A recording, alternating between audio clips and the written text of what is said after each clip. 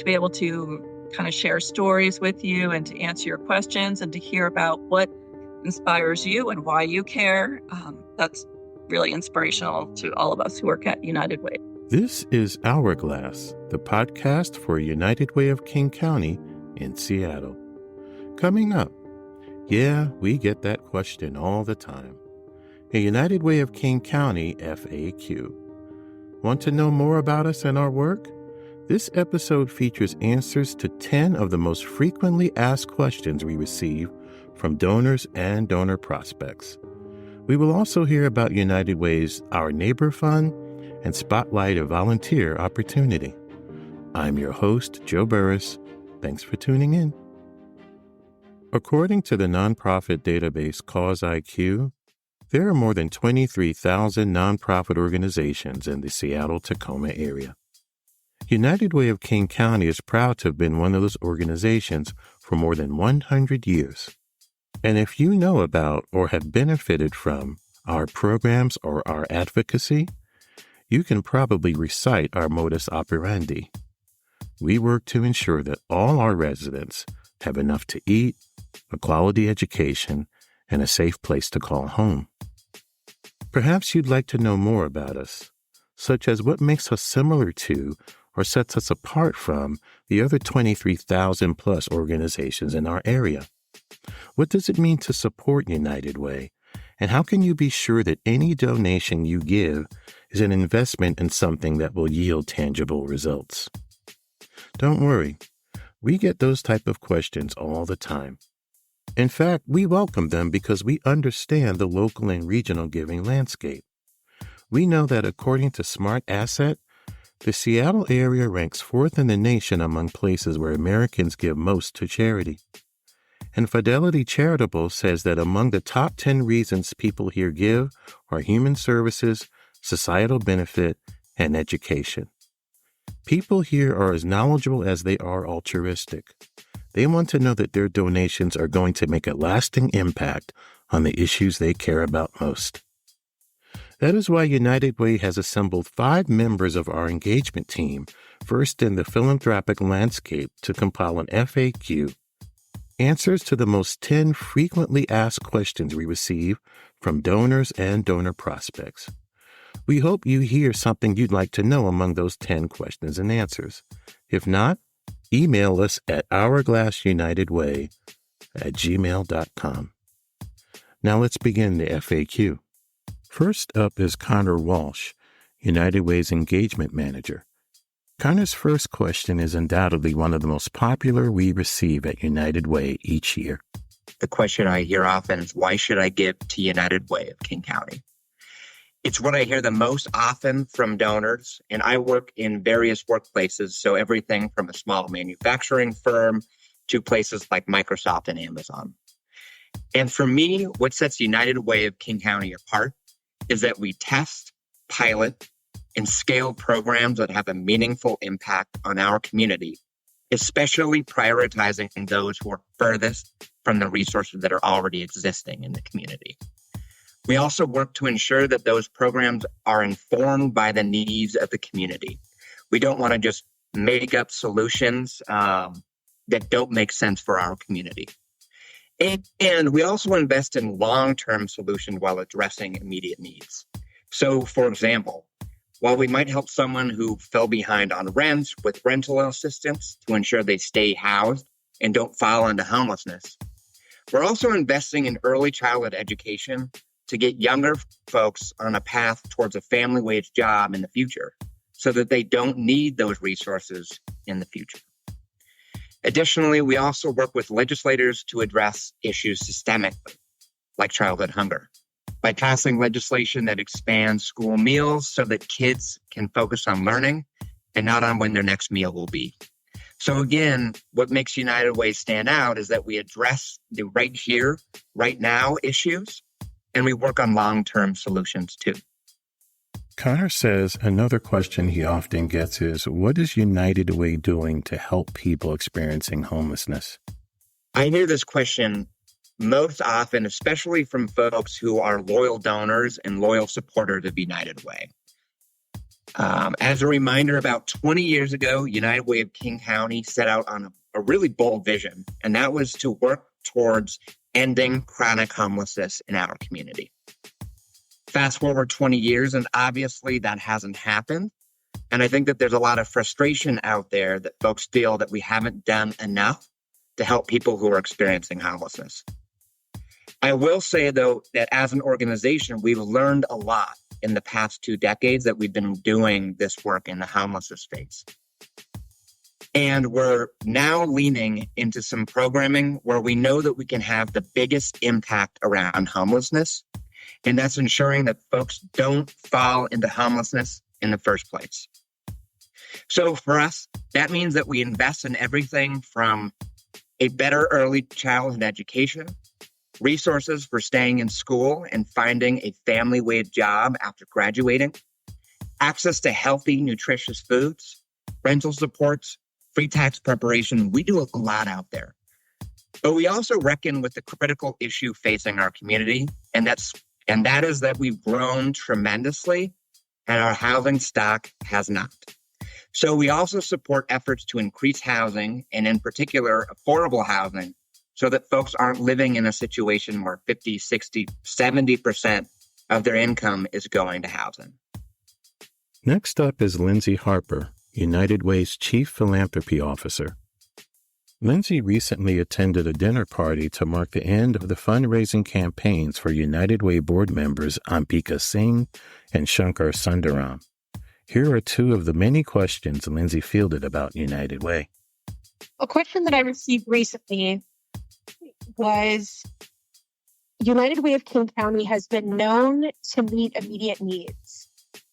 And if we don't start to look at longer term upstream solutions, some of these problems that we continue to approach with an immediate needs framework, how are we ever going to really instill long-term change? The answer that I gave to that was that United Way of King County has been really intentional about pivoting away from just immediate needs work. Instead, we're looking at how do we engage with legislators and decision makers to actually create systems change and policy change at both the national, state, and city level. The other thing that we've talked a lot about with donors is the fact that we are now leaning more into prevention. So before people become homeless, what can you do in order to ensure that they're sustained? And that's where our rental assistance work is so vital, as well as our food insecurity work. The second question that I received that evening was about making sure that we are empowering people and not enabling people with these services and support that we provide.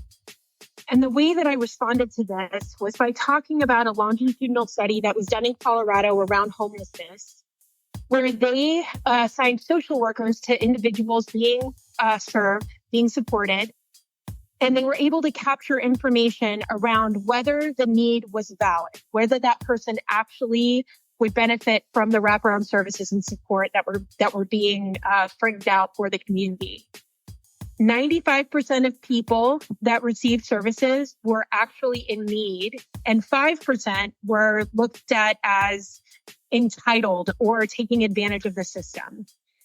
And when I talked about this study and I said, for me, if it means that 95% of people, whether that's families and children or the elderly, are receiving what they need, I'm willing to take the chance on quote unquote enabling the additional 5%, because that's what it means to be a good community partner and to take care of those that need support.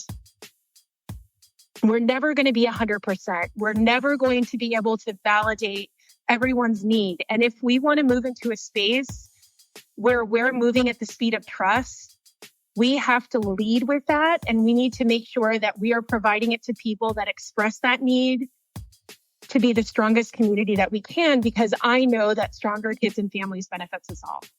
Next up is Harold Baker, United Way's Associate Director of Corporate Development. Harold regularly fields questions from people eager to know about getting more involved with our organization. One of the questions I often get is, why should I donate to United Way of King County instead of donating to smaller organizations or organizations supported by United Way of King County? And oftentimes, I encourage people to donate where it is they feel more comfortable. And when we think about United Way of King County and the role United Way of King County plays in our community, I'm reminded of 2020 when we had our COVID pandemic and a lot of individuals were facing eviction because they couldn't work.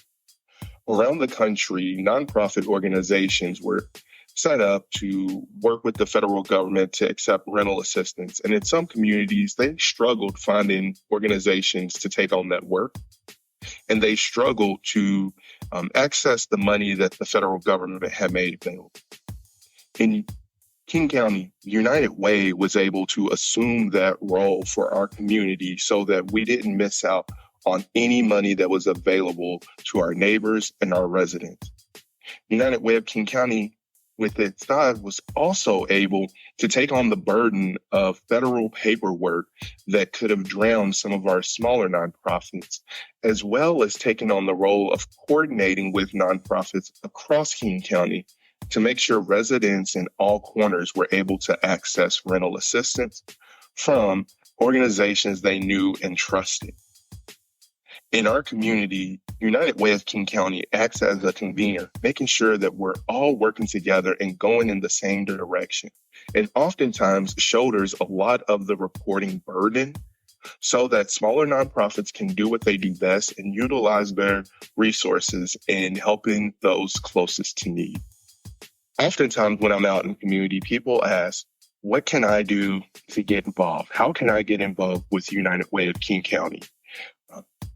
At United Way of King County, we have a number of ways for individuals in our community to get involved. First, you can check out our website, uwkc.org/volunteer, where you will find community volunteering opportunities. You can also get involved through the Free Tech Preparation Volunteer Program. We also have happy hours and hellos, which is a great networking opportunity. We have conversations about issues going on in our community through our Conversations for Change series. And we also talk about racial equity through our Advancing Racial Equity series. One last way for folks to get involved is we partner with companies to provide on-site volunteering projects, as well as working with them to provide certain curated volunteering projects in our community through a paid program that we have. And so there are a number of different ways for folks to get involved. And it all starts by visiting www.uwkc.org. Next, we have Jennifer Trice, United Way's Principal Gift Officer. Among the many questions folks ask Jennifer is how will they know their gifts are making an impact? That's a question that can mean several different things. So I often give several different answers. One way they're asking the question is they want to know, is this particular program of United Way making an impact in the way that it intends to, or it says that it will?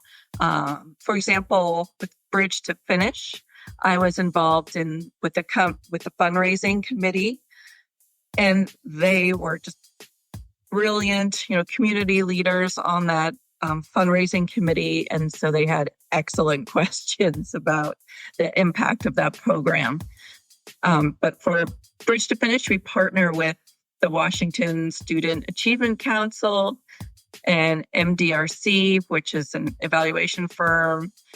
So that's how we measure the impact of that program, which is asking, are the community college students in King County, if we provided them with a benefit hubs in the community colleges that can help with emergency financial assistance and anything else they might need help with, like emergency food aid, getting connected to any other resources like SNAP. Are those students going to persist in their education more than those who don't have access to those resources? And through our through the evaluation, we found the answer is yes. They're 25% more likely to persist in their education, which is really important because the community colleges have a pretty high dropout rate. And so by providing these resources, we're able to help those students persist in their education more.